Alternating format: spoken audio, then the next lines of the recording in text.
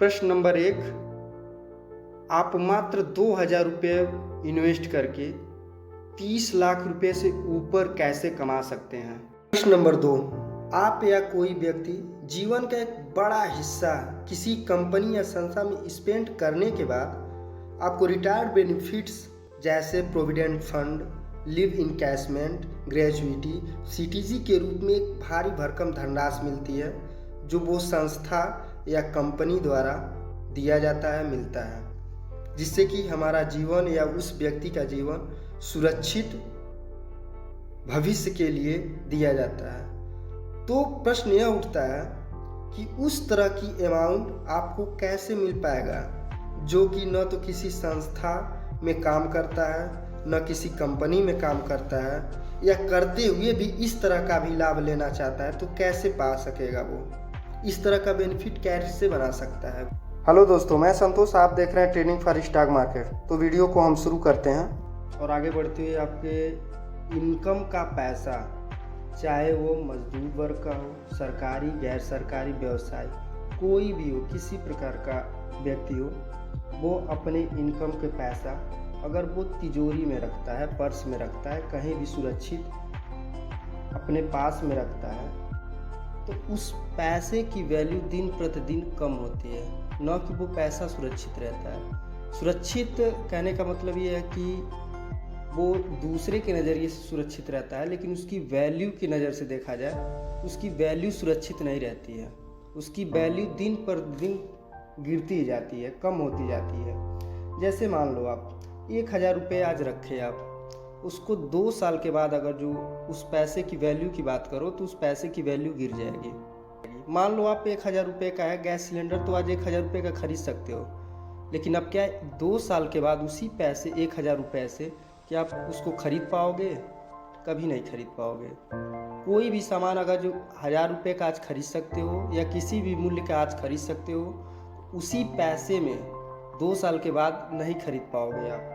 क्यों? क्योंकि उसकी वैल्यू कम हो जाती है। हम उसको सुरक्षित करने के लिए या ये सोच के रखते हैं या इन्वेस्टमेंट करते हैं, जैसे कि मान लो एफडी करते हैं 7% देती है, गोल्ड करते हैं 5% देती है, real estate 5%, saving account almost सारे 4%, 5% ऐसे इसी रेशियो में देते हैं। तो ये क्या मेरे पैसे को बढ़ाते हैं? नहीं, मेरे पैसे के वैल्यू को बरकरार रखते हैं, मेंटेन रखते हैं, कभी भी इस पैसे के वैल्यू को बढ़ाते नहीं हैं। तो ऐसे कंडीशन में हमको क्या करना चाहिए?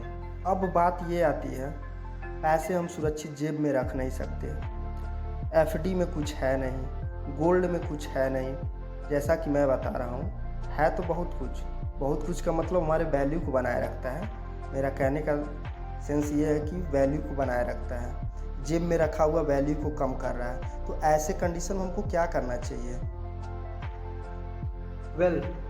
अब आपको महीने का 5,000 रुपये इन्वेस्ट करना है। कहाँ करना है, कैसे करना है, सब आपको बता रहे हैं। 5,000 नहीं निकाल सकते, ठीक है, कोई बात नहीं, 4,000 रुपये निकाल लो।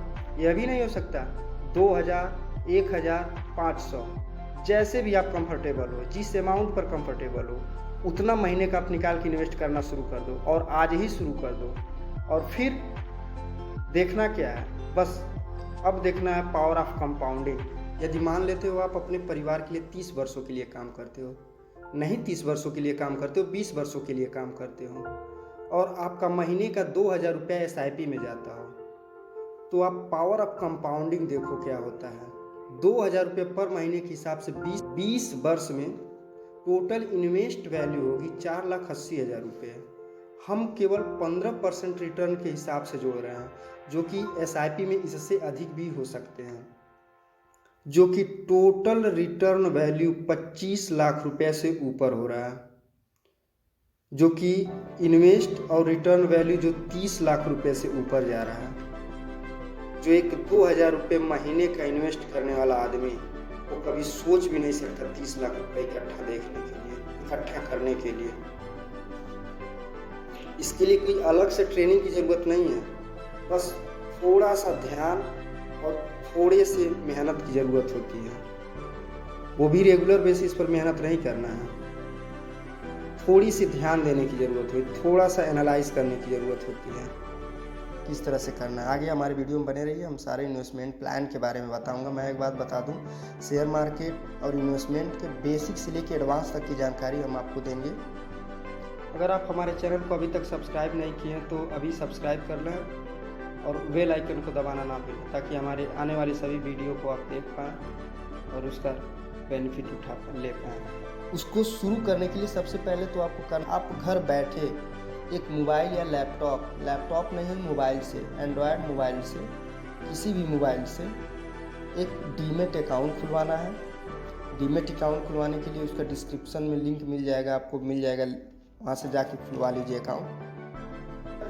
किसी इमरजेंसी या किसी कैजुअलिटी या किसी भी प्रॉब्लम परेशानी में आप फंस जाते हो तो पैसा तुरंत विड्रॉल करके आप अपने अकाउंट में ले सकते हो।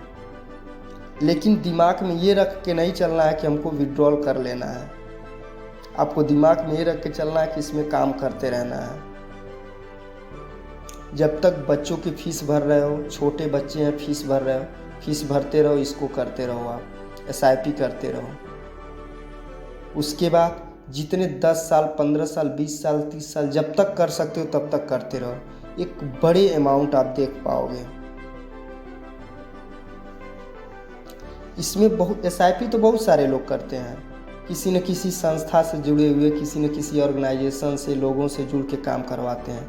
लेकिन जो संस्था ऑर्गेनाइजेशन करवाती है वो ऐसे स्कीम में डालती है कि जिसका बेनिफिट आप तक पहुंच ही नहीं पाता और बीच का बेनिफिट वो सब ले लेते हैं, जो डायरेक्ट आपको बेनिफिट नहीं मिल पाता है।